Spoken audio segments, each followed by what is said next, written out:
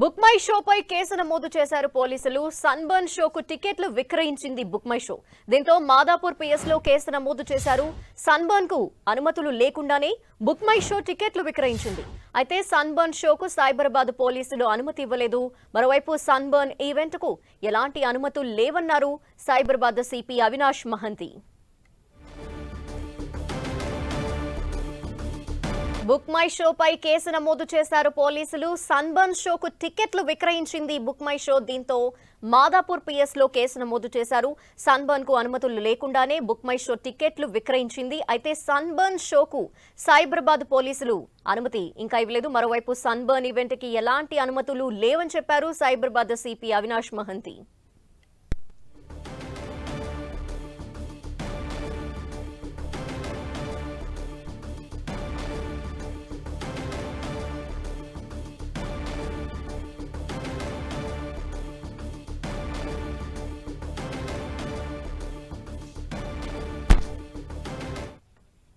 Sunburn షోకు టికెట్లు విక్రయించినందుకు గాను book my షోపై కేసు నమోదైంది. దీనికి సంబంధించిన కంప్లీట్ డీటెయిల్స్ అందిస్తారు మా ప్రతినిధి సునీల్ లైవ్ లో. సునీల్, అనుమతులు లేకుండానే బుక్ మై షో ఇప్పటికే ఆ ఈవెంట్ కి సంబంధించి టికెట్లు విక్రయించింది. దీనికి సంబంధించిన క్లారిటీ ఏంటి, ఎప్పుడు వస్తుంది?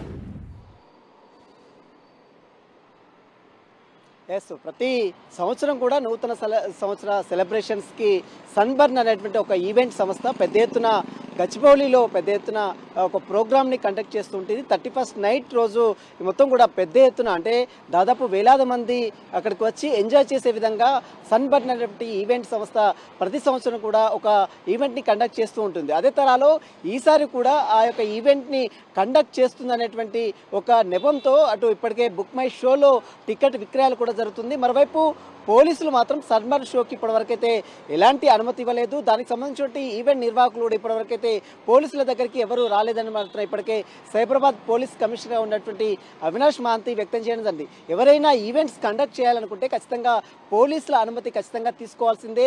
ఎక్కడ ఈవెంట్ కండక్ట్ చేస్తున్నారు, ఎంతమంది పబ్లిక్ అటెండ్ అవుతున్నారు, అక్కడ ఎలాంటి మెటీరియల్ ఏర్పాటు చేసే డ్రింక్స్ కావచ్చు, అదేవిధంగా ఫుడ్ మెటీరియల్ కావచ్చు, అదేవిధంగా కొంత మాదక ద్రవ్యాలకు సంబంధించి దాంట్లో ఏమన్నా డిస్టర్బెన్స్ క్రియేట్ చేస్తున్నారు, వీటన్నిటిపై మాత్రం ఇప్పటికే అటు పోలీసులు పూర్తిగా పటిష్టమైనటువంటి చర్యలు చేపట్టారు. మొత్తం మీద డ్రగ్స్ని కంట్రోల్ చేసేందుకు కూడా పెద్ద ఎత్తున ఇప్పటికే తెలంగాణ రాష్ట్ర ప్రభుత్వము దృఢ సంకల్పంతో పోలీసులకు దిశానిర్దేశం చేసిన నేపథ్యంలో పోలీసులు కూడా ఈ ఈవెంట్స్ సంబంధించి దానిపై కూడా ప్రత్యేక దృష్టి సాధించారు.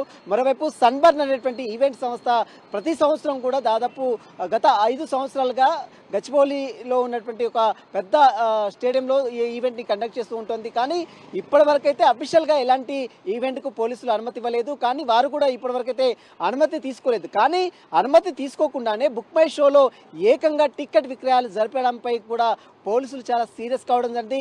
ఇప్పటికే సైబరాబాద్ పోలీస్ కమిషనర్ అవినాష్ మహంతి కూడా చాలా సీరియస్ కావడం జరిగింది.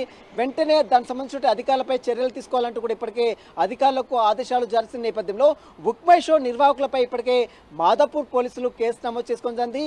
ఎలాంటి అనుమతులు ఇవ్వకుండా ఏ రకంగా మీరు బుక్ మై షోలో టికెట్స్ని పెట్టి విక్రయిస్తారంటూ కూడా ఇప్పటికే బుక్ మై షో నిర్వాహకులపై కూడా అటు పోలీసులు మాదాపూర్ పోలీసులు కేసు నమోదు చేసుకొని దర్యాప్తు కొనసాగిస్తున్నారు. దీనికి సంబంధించి దానిపై సన్బర్న్ ఈవెంట్ సంబంధించిన నిర్వాహకులకు సంబంధించి దానిపై కూడా వారి యొక్క స్టేట్మెంట్ కూడా నమోదు చేసుకునే అవకాశం ఉంది.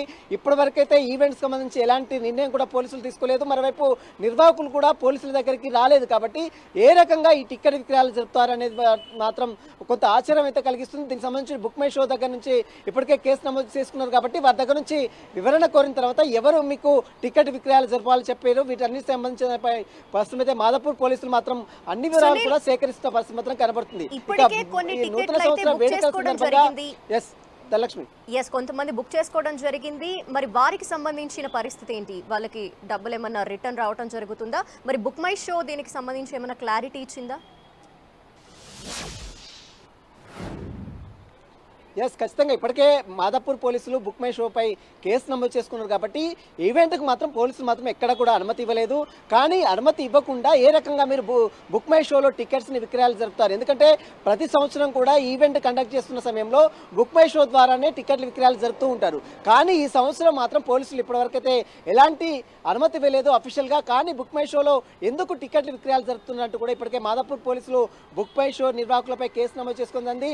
వారిని పిలిపించి వారిని వారిని అదుపులో తీసుకున్న తర్వాత అసలు విక్రయాలు జరపాలని మీకు ఎవరు చెప్పారు ఏంటి అనే దానిపై కూడా పూర్తి వివరాలు కూడా పోలీసులు లాగే అవకాశం ఉంది. ప్రస్తుతం అయితే బుక్ మై షో నిర్వాహకులు ఎవరైతే టికెట్స్ బుక్ చేసుకున్నారో ముందస్తుగానే వారికి మాత్రం ఖచ్చితంగా రిటర్న్స్, ఒకవేళ ఈవెంట్ కనుక లేకపోతే మాత్రం ఖచ్చితంగా వారికి టికెట్స్ మాత్రం రిటర్న్ ఇచ్చే అవకాశం అయితే చాలా స్పష్టంగా కనబడుతుంది.